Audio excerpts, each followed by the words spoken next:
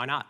Why wouldn't you consult with the FBI director? Because the purpose of the memo, as is very clear from the memo, is to ask the FBI to assess the situation, to hold meetings, and to determine whether this was— Mr. Attorney General, you started with a conclusion that there was an increase in threats. Now, if you had bothered to consult with the FBI director, here's what he would have said. This is from his sworn testimony, that he was not aware of any such evidence. So my question to you, sir, sitting here today, is can you substantiate your claim that there was an increase? Of course, there will always be sporadic criminal activity in all quarters of society, but your claim was there was an increase. Can you substantiate that sitting here today?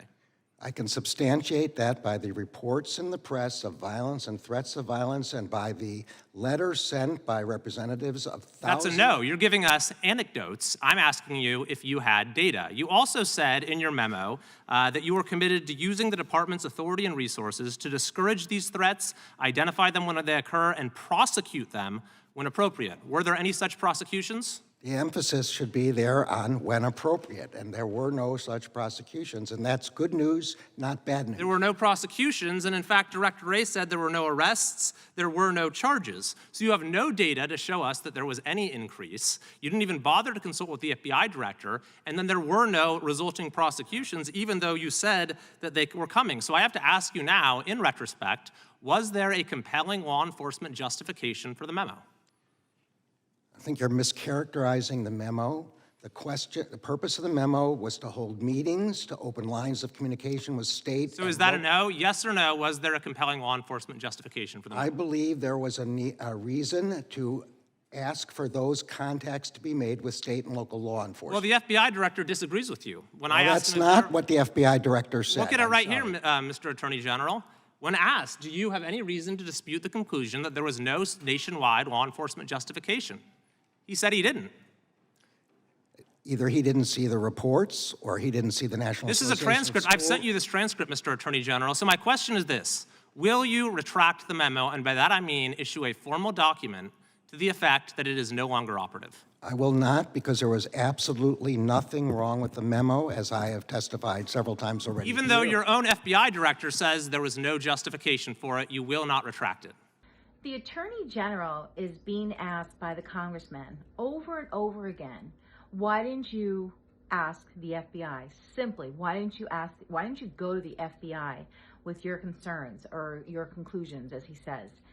And the reason why he's asking that is because the Attorney General just puts out a memo and says for the FBI to have meetings and investigate this, because there's been an increase in threats, right?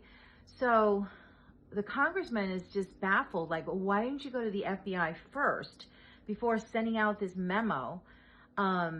Because the FBI would know, right? That would be like, this is what I was thinking, like that would be like if there was a company and there was complaints about threats or crime happening within the company. And these threats started coming from people and maybe division heads. And it started coming to the head of the company, right?